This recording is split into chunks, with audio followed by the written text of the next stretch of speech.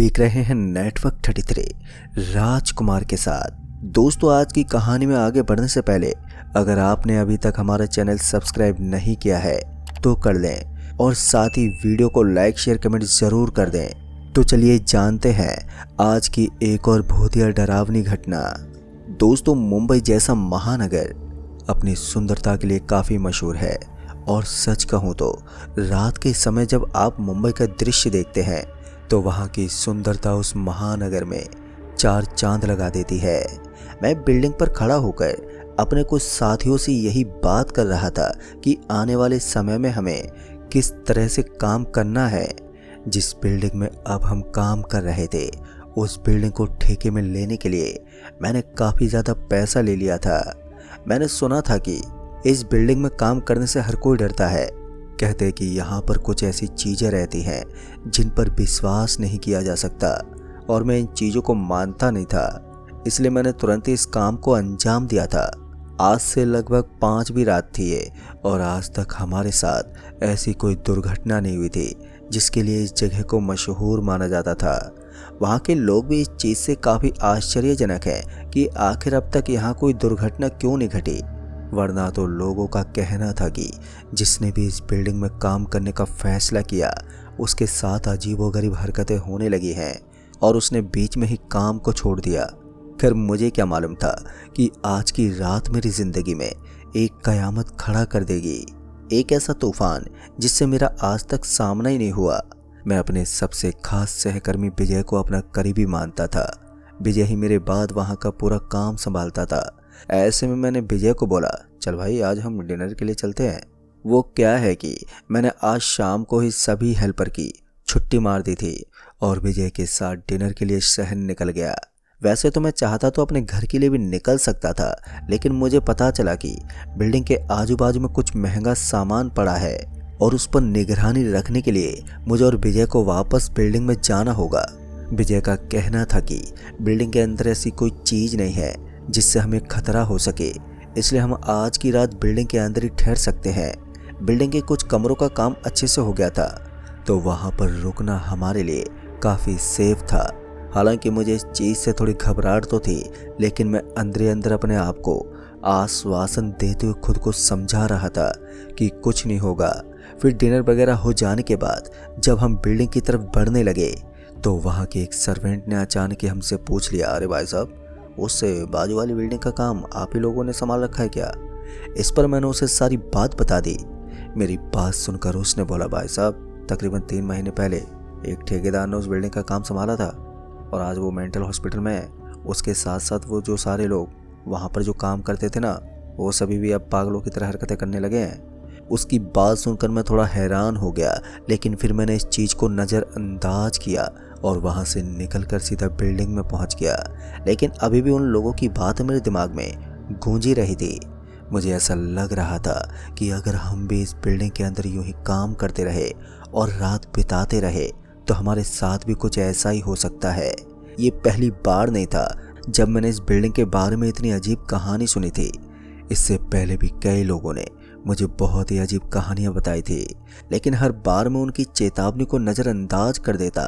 खैर, अब मैं सीधा नेशनल हाईवे के बगल में बनी हुई उस बिल्डिंग के पास पहुंच गया। दोस्तों, सच कहूँ तो इस बिल्डिंग के आजू बाजू में जो सारे मकान थे वो एकदम खाली पड़े थे। वहाँ की आसपास की दुकान भी मानो कई सालों से बंद पड़ी हों। ऐसे में एक बात तो साफ थी कि यहाँ आसपास का इलाका इस बात से अच्छी तरह रूबरू था कि इस बिल्डिंग में कुछ तो अजीब है और शायद यही वजह रही होगी कि सालों से इस बिल्डिंग का काम ऐसे ही बंद पड़ा था। वो तो सही समय पर आकर मैंने इस बिल्डिंग के काम को संभाल लिया, वरना शायद इस बिल्डिंग का काम कभी पूरा नहीं होता। खैर, बहुत सारी डरावनी चीज़ों को नज़रअंदाज करते हुए मैं और विजय रात की नींद को अंजाम देने के लिए बिल्डिंग के एक रूम में दाखिल हुए। सब कुछ एकदम सही लग रहा था। बिल्डिंग के अंदर जिस कमरे को हमने शिफ्ट किया था उसकी हालत पर काफ़ी सही थी। मैं और विजय अपने बिस्तर पर जाकर लेट गए। पूरे दिन की भाग दौड़ की वजह से मैं इतना ज़्यादा थक गया था कि नींद मुझे अपने आगोश में लेने ही वाली थी। मैं लगभग 2 मिनट के लिए आंख बंद करके सोया ही था कि तभी मुझे एहसास हुआ कि कोई चीज़ बहुत ज़ोर से गिरी थी। ऐसा लग रहा था कि कोई कांच ऊपर से गिरकर नीचे टूट गया हो। दूसरी तरफ विजय अभी भी अपनी आंख बंद करके कुंभकर्ण की नींद सोया हुआ था। मैंने उसे डिस्टर्ब करने की बजाय मैं तुरंत ही अपने बिस्तर से उठा और फिर सीधा बाहर चला गया। तभी मैंने देखा कि बाहर की ओर मुझे कुछ भी नजर नहीं आ रहा था। ना तो मुझे ऐसी कोई चीज दिखाई पड़ रही थी जो ऊपर से गिरी हो, और ना ही वहां आसपास किसी इंसान या फिर जानवर का नामो निशान था। वहां इतना सन्नाटा था कि मैं अपने दिल की धड़कनों की आवाज को सुन सकता था, जो इस वक्त काफी तेज धड़क रही थी। मैं अभी वापस से मुड़ा ही था कि तभी मैंने कुछ देखा। वो एक ऐसी चीज थी जिसे पहली बार देखते मेरे दिल की धड़कनें और भी ज्यादा तेज हो गईं। मेरा पूरा शरीर बुरी तरह से थरथर कांपने लगा। हालांकि मैंने उसको पीछे मुड़ते हुए देखा था, जिस वजह से वो मुझे इतनी साफ नजर नहीं आई थी। अब दोबारा मेरे अंदर हिम्मत नहीं हो रही थी कि मैं वापस से पीछे पलटकर उसे देख सकूं, पर किसी तरह से मैंने हिम्मत दिखाई और फिर से पीछे की तरफ घूम गया। लेकिन अजीब बात ये थी कि अब मुझे वहां पर कोई भी नजर ही नहीं आ रहा था। हो सकता था कि ये मेरा कोई भ्रम हो। जिस तरह की बात मैंने इस बिल्डिंग के बारे में सुनी थी, उस हिसाब से तो मुझे कोई भ्रम भी हो सकता है। यही सब सोचते हुए मैं वापस से कमरे में आ गया। लेकिन अब तक मुझे हल्का हल्का बुखार सा महसूस होने लगा था। शायद डर की वजह से मेरी हालत खराब हो रही थी। अब की बार मैं सीधा विजय के पास गया और उसे उठाते बोला, अरे विजय भाई, मेरी बात सुन। मैंने अभी अभी किसी को यहाँ पर देखा था। पता नहीं वो चीज़ मेरा भ्रम है या फिर कोई हकीकत, लेकिन एक बात पक्की है, यहाँ कुछ तो अजीब है, और शायद यही वजह है कि लोग मेंटल हेल्थ में चले जाते हैं। मेरे लफ्ज सुनने के बाद विजय उठकर बैठ गया। उसे डराने के लिए बस इतना ही काफ़ी था। तो विजय एकदम से बोल पड़ा, एक काम करते हैं, हम आज रात को यहाँ से निकल जाते हैं और किसी दूसरी जगह ठहर जाएंगे। अगर हम यहीं पर रुके रहे तो हो सकता है कि हमारे साथ कुछ गलत ना हो जाए। इस बार मैंने विजय की बात में सहमति नहीं जताई, क्योंकि हो सकता था कि कोई बिल्डिंग के सामान को चुराने के लिए कोई भयंकर साजिश रच रहा हो। इसलिए मैंने विजय को बोला, नहीं भाई, ऐसा भी तो हो सकता है कि कोई हमारी बिल्डिंग का सामान चोरी करना चाहता हो। मेरी बात सुनकर विजय को भी यही बात कहीं ना कहीं ठीक लगी। तो फिर उसने बोला, लगता है हमें बाहर जाकर देखना चाहिए कि आखिर मामला क्या है। अगर कोई आदमी हमारे सामान को चुराना चाहता है तो वो ज़रूर हमारे सामने आ जाएगा। इस पर भी विजय की बात मुझे काफ़ी हद तक ठीक लगी, और इसीलिए मैं और विजय तुरंत ही उठकर कमरे से बाहर निकल गए। हमने जैसे बाहर की तरफ देखा तो हमने पाया कि बाहर की तरफ ऐसा कोई नजर ही नहीं आ रहा था जो हमारे सामान की चोरी कर सके। सड़क के आजू बाजू में भी एकदम सन्नाटा पसरा हुआ था।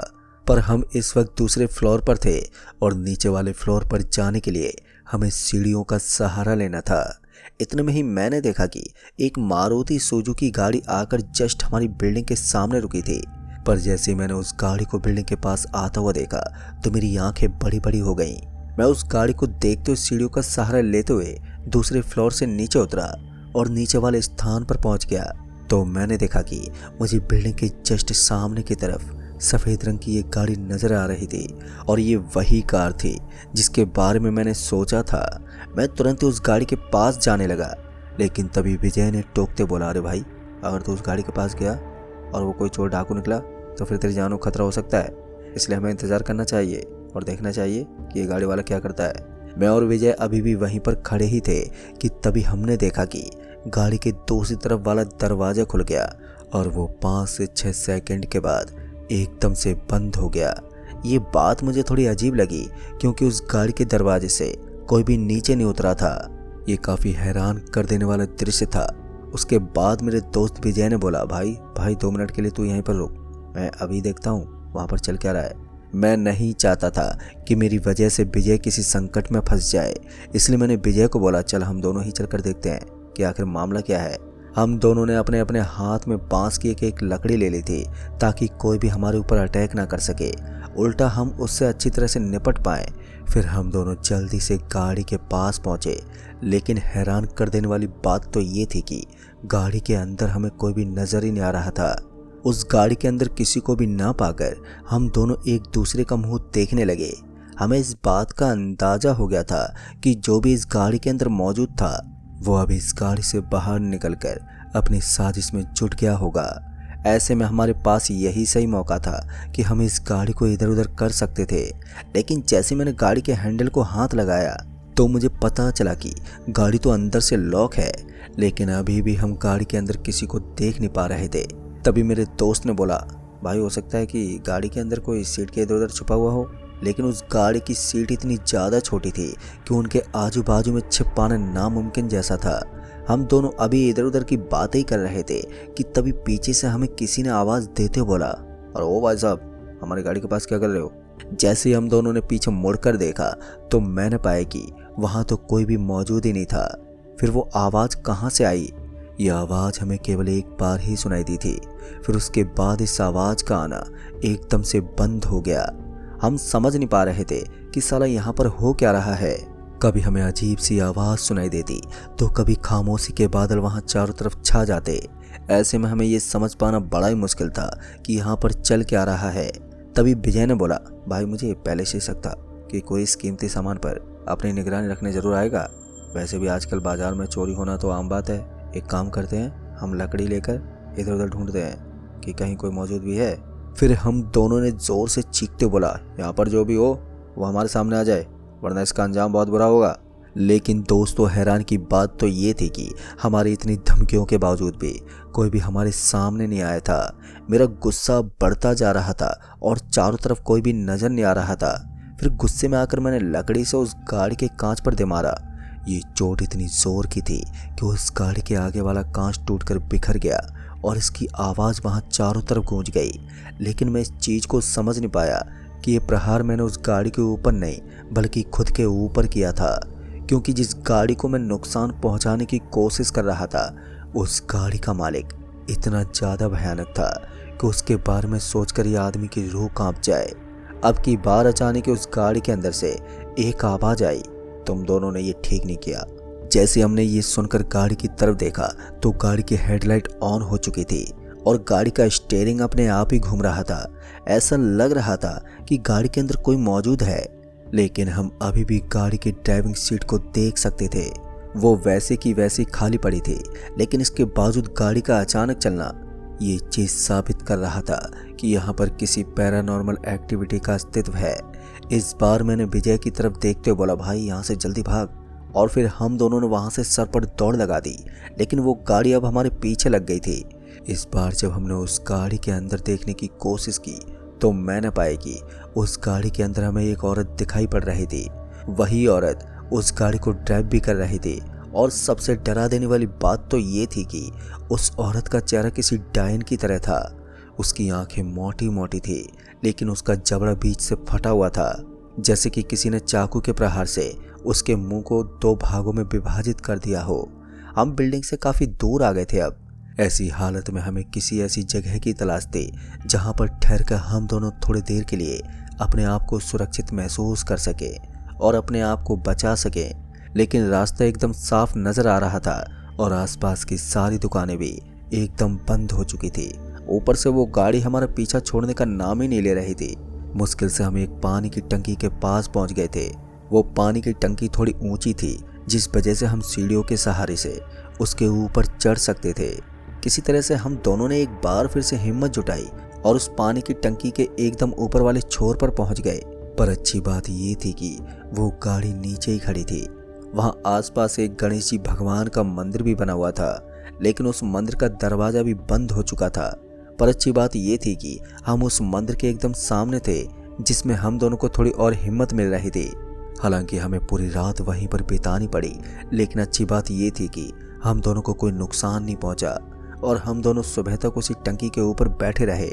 सुबह होने के बाद मैं और विजय हम दोनों उस टंकी से नीचे उतरे और फिर सीधा अपनी बिल्डिंग के पास पहुंच गए और हमने देखा कि उस बिल्डिंग के चारों तरफ का माहौल एकदम नॉर्मल था। वहां पर हमें कोई भी चीज़ बिखरी हुई नजर नहीं आ रही थी। फिर जब मैंने इस चीज़ के बारे में वहां के आसपास के लोगों से जिक्र किया तो उन्होंने बोला कि हमने तो आपको पहले ही बताया था कि इस बिल्डिंग का काम करना इतना आसान नहीं है। कहते हैं कि इस बिल्डिंग के आसपास इतने ज़्यादा एक्सीडेंट हुए हैं कि कोई सोच भी नहीं सकता। और आप जिस महिला की बात कर रहे हैं वो लगभग 1.5 साल पहले मार दी गई है। कहते हैं कि उसका रेप कर दिया गया था और उसके बाद से उसकी आत्मा यहीं पर भटकती रहती है। ऊपर से इस बिल्डिंग के आसपास एक नहीं बल्कि असंख्य आत्माएं रहती हैं, जिससे आपका किसी के साथ भी सामना हो सकता है और आपकी ज़िंदगी खतरे में पड़ सकती है। दोस्तों, वहाँ के लोगों की राय लेने के बाद मैंने उस बिल्डिंग के काम को वहीं पर रोक दिया। मैं नहीं चाहता था कि मैं भी किसी और की तरह मेंटल बनकर रह जाऊं। तो दोस्तों इस कहानी में बस इतना ही। कहानी आपको पसंद आई हो तो वीडियो को लाइक शेयर कमेंट जरूर कर दें। तो मैं आपका दोस्त राजकुमार जल्द ही मिलूंगा ऐसी एक और बहुत ही डरावनी घटना के साथ। तब तक के लिए बाय एंड टेक केयर।